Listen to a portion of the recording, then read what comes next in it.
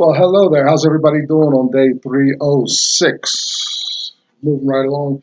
Today, since my numbers and everything are off, is the celebration of Dr. Martin Luther King's birthday. Uh, today's January 20th. And so I've just come back from a mall raid, claiming those gatherings and parades. It's a marade, Marade, and nice speeches and stuff like that. From the work I've done here, now over 300 days, so much uh, potential, so many crossroads. And now you'll hear in a couple episodes about Brown v. Board of Education back in 1954, but you know, 50s and the 60s, that was the black community's opportunity to really get a hold of some resources and wealth, but instead we followed. We allowed ourselves to be led. We just presented ourselves as um, non-violent, non-dangerous people, which is good. That's a good thing. Um, well, in every opportunity we had to gather ourselves and to put together our own community and potency, we failed. Not either if we were sacked outright violently by white mobs or giving away our rights and freedom through integration. I got more on that argument in a while, but I guess I'm exhausted. Maybe Dr. Anderson may feel this as well, because I totally get his argument about failure of integration, the need for black people to come together and become their own potent community, right? Just like everybody else.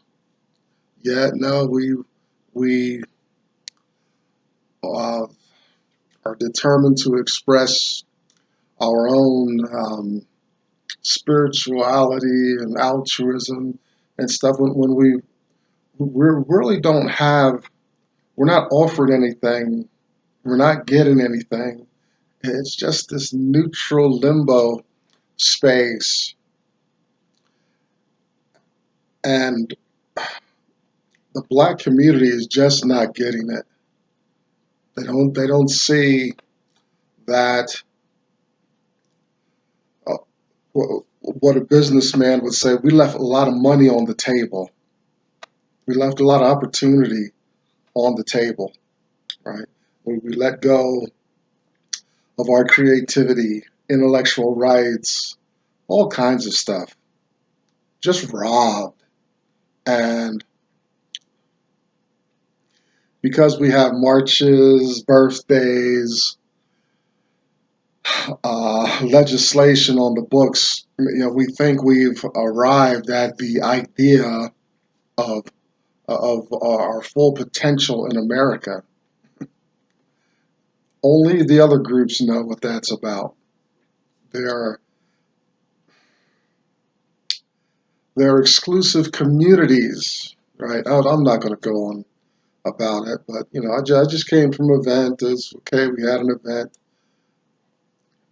but that didn't stop my former employer from doing what they wanted to do to a black man and let all the younger white people climb up right over top of him and be promoted, have vehicles, nice places to live, you know. Yeah, that would see. I'd rather have the stuff, not statues and parades. I need resources and wealth. I can't maneuver with parades and statues. That doesn't that doesn't pay the bills. It's like a couple so in love, but ain't got a dime between them. Anyway, I want to start off anyway with the world's turmoil. Don't worry, I'm going to revisit my disappointment over civil rights, integration, and stuff. But I want to talk, the world in its turmoil and how we can't get next to. I mean, you ever wonder what the common folks of other places are doing right now? Sorry about that. I forgot to get my drink. Just the common folks, not the warmongers and the governments and the queen and the potentates and the shahs and imams and premiers and stuff. Those men and women, I guess they deserve where they're at, but they don't speak to me. The presidents and senators and all that, they just don't speak to me in my experience. And I'm guessing that I've got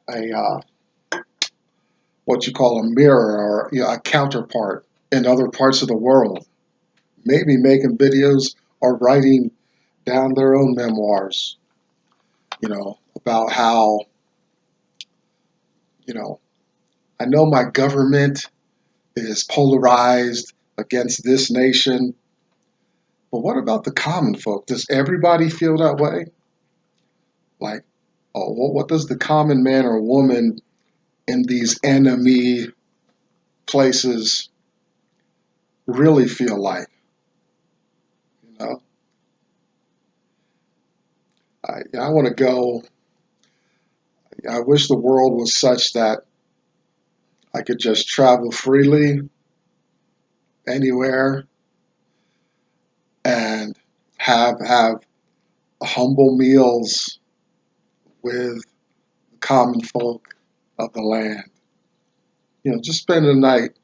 I messed up my drinking, so I can't get down. But alcohol's all over the planet,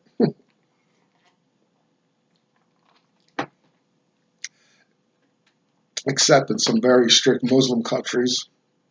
But alcohol is pretty much everywhere. I wouldn't be able to imbibe, but I'd be able to eat, whatever is fellowship and their music and watch them yell at the kids and, take care of their pets. People do that all over the world, and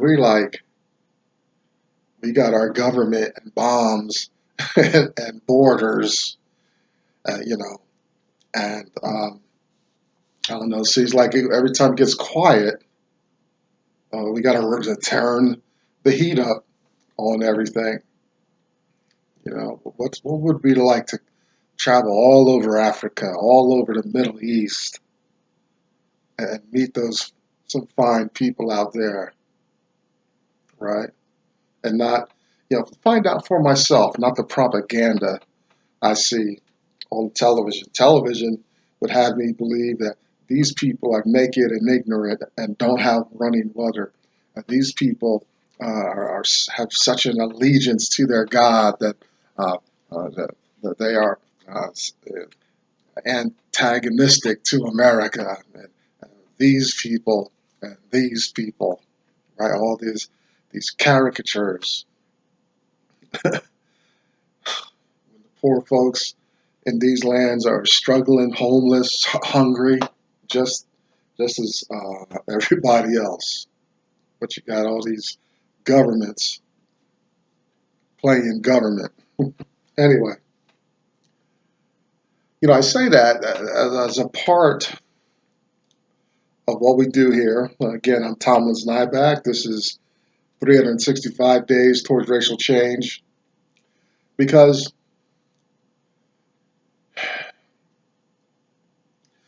in the absence of peace and stability and stuff, the interest in the subtleties of racism get pushed down. While there's upheaval and bombs going off and assassinations and whatnot, those smaller voices, those um, those needs that don't get press on primetime television get pressed down because everybody's warring and fighting and polarizing. And the group furthest down is the black people in this nation. And we don't, um, you know, we had our chance in the 50s and 60s. There's a lot of all of that, all that emotion, all that intensity, bloodshed, death, and we come away with statues and parades, right? You know, how different the nation would be if black people had established themselves in their community. And then it'd be a different nation where then maybe there'd be more peace in the land. Maybe America would be that place envisioned by the founding fathers, but not so. And hence,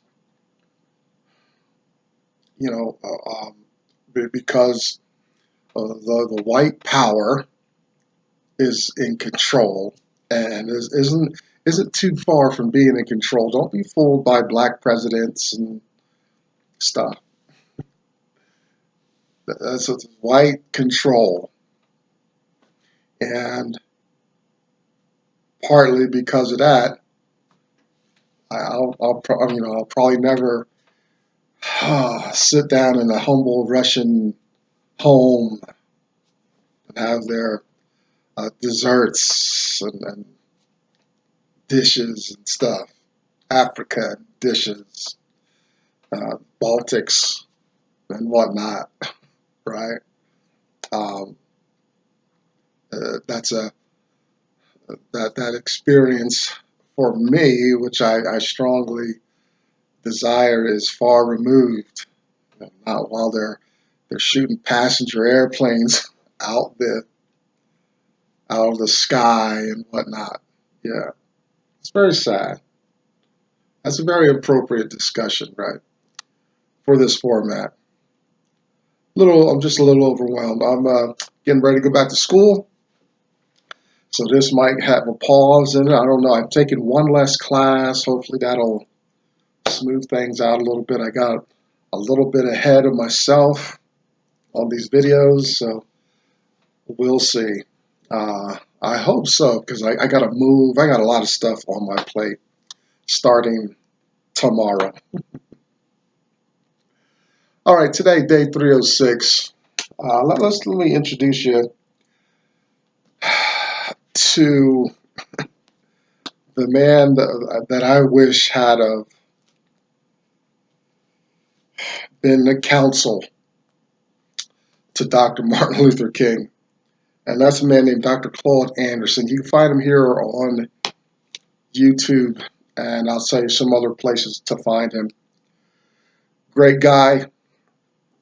His thought is very much counter to the appearance of black success in America. And I'm glad I'm absorbing Dr. Anderson's material.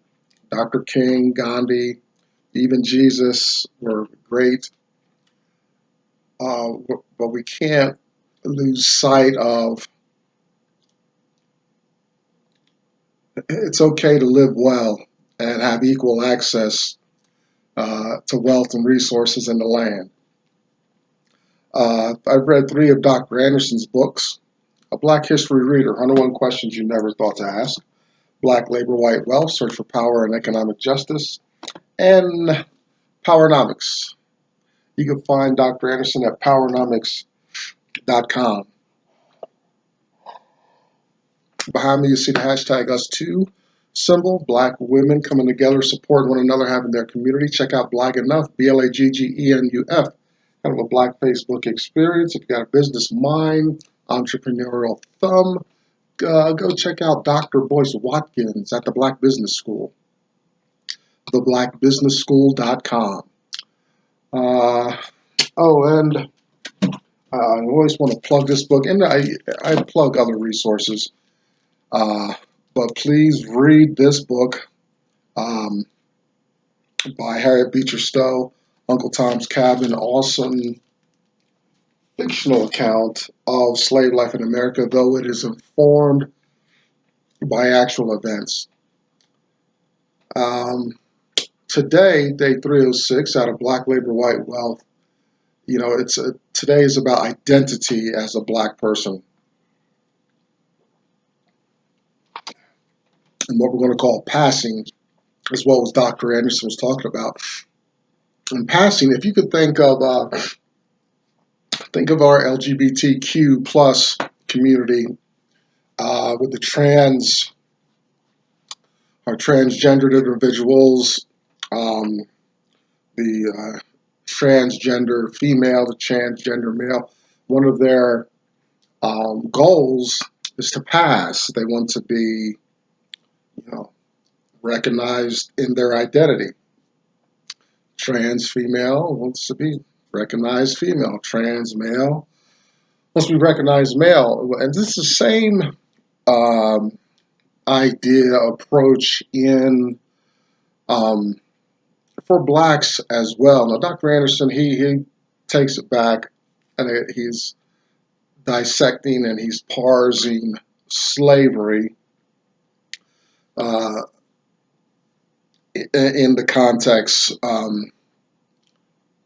in the context of passing. But I do want to say, I want you to come away from this discussion with the idea that the skin color of a human being is going to open doors, give people various levels of access to wealth and resources in the land. And the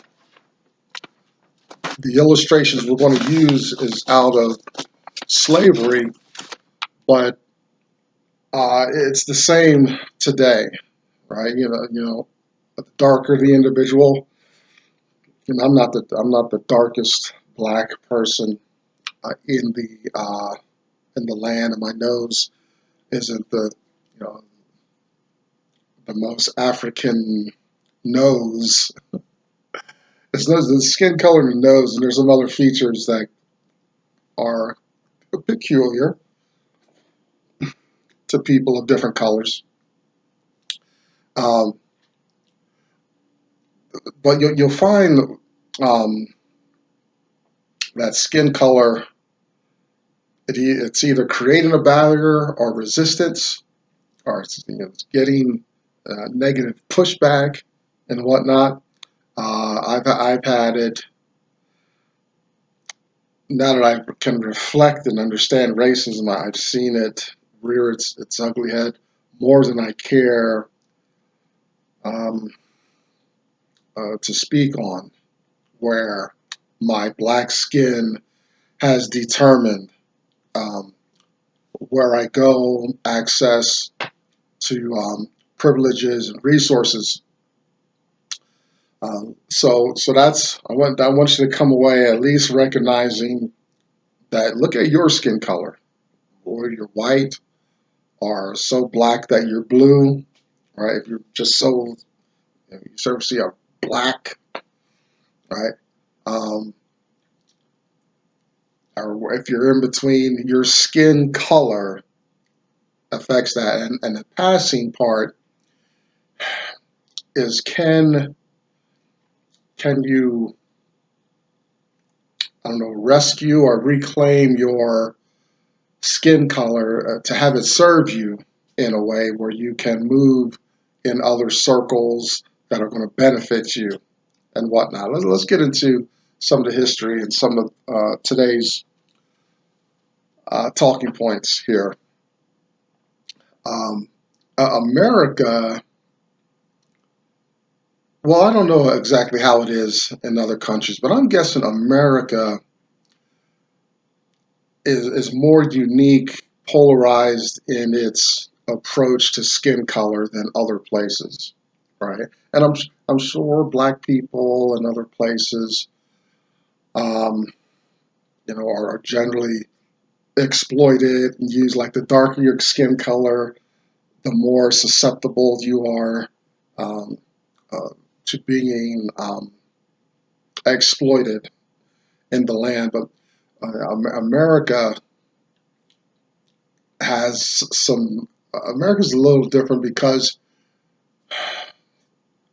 any group can claim its identity and push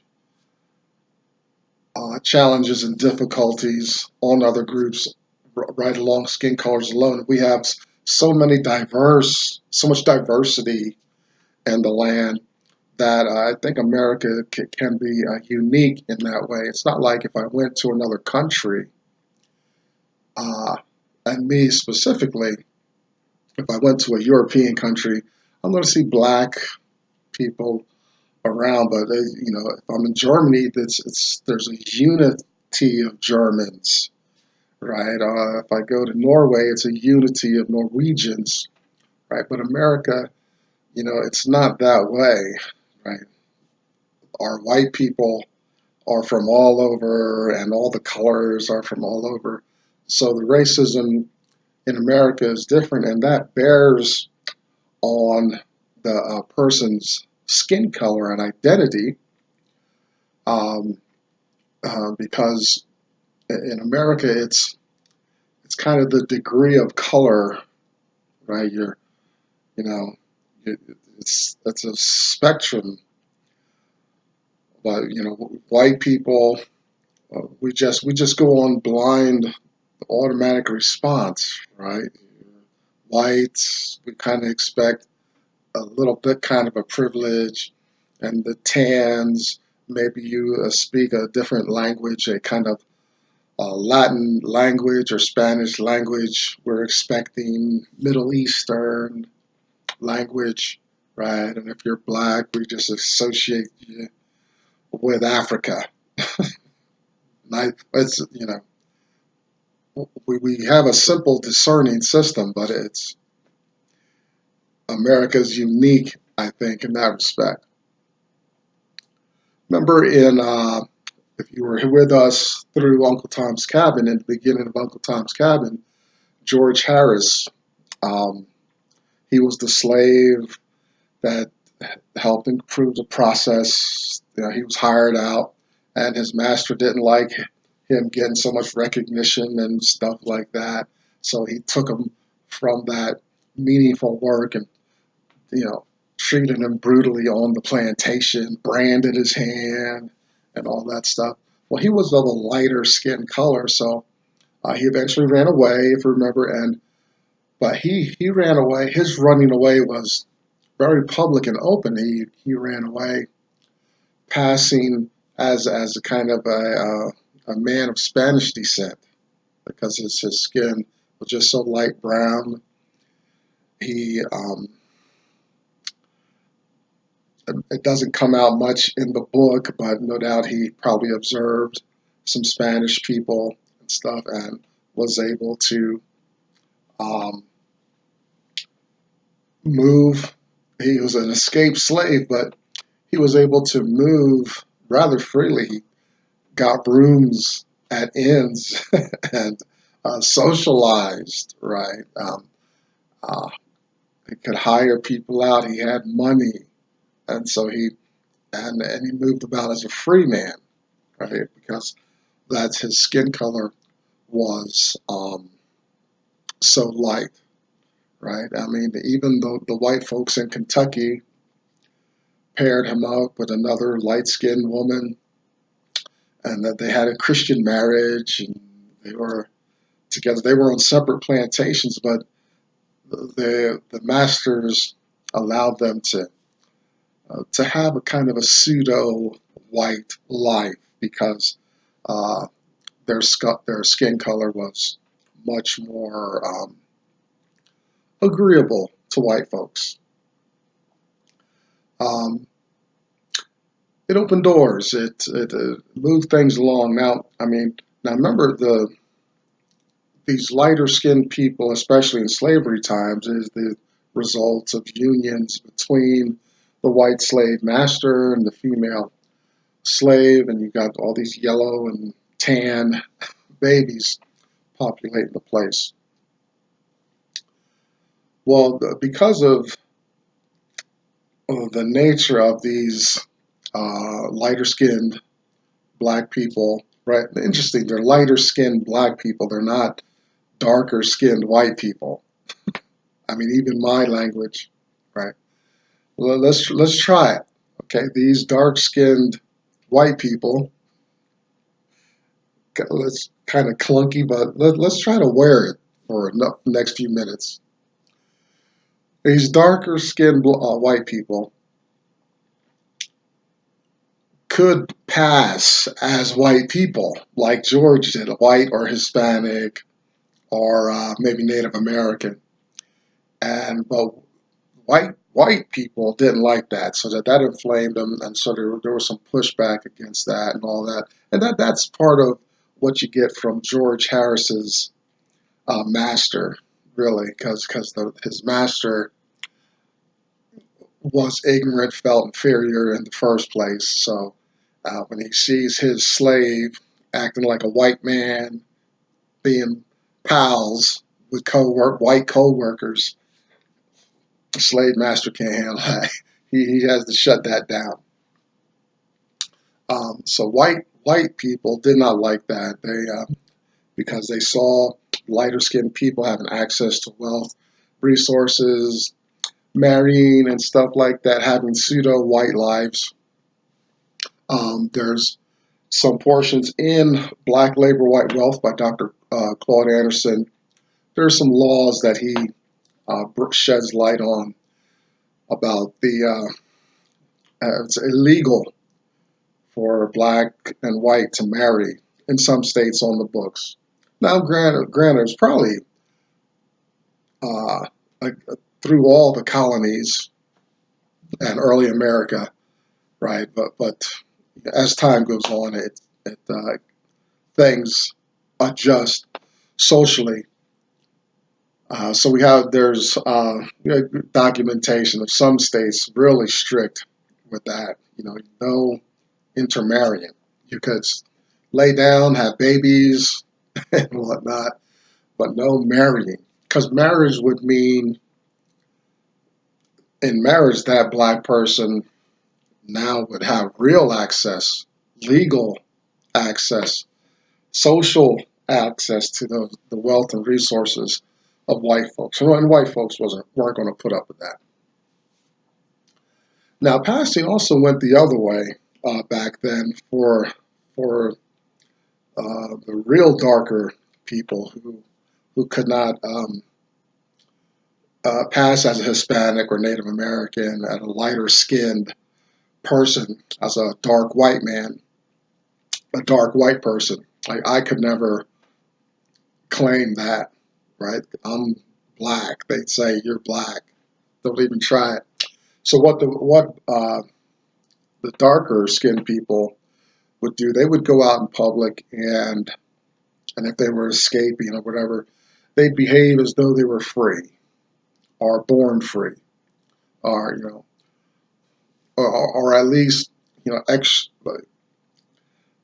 pretend they were privileged and accustomed to privilege, right?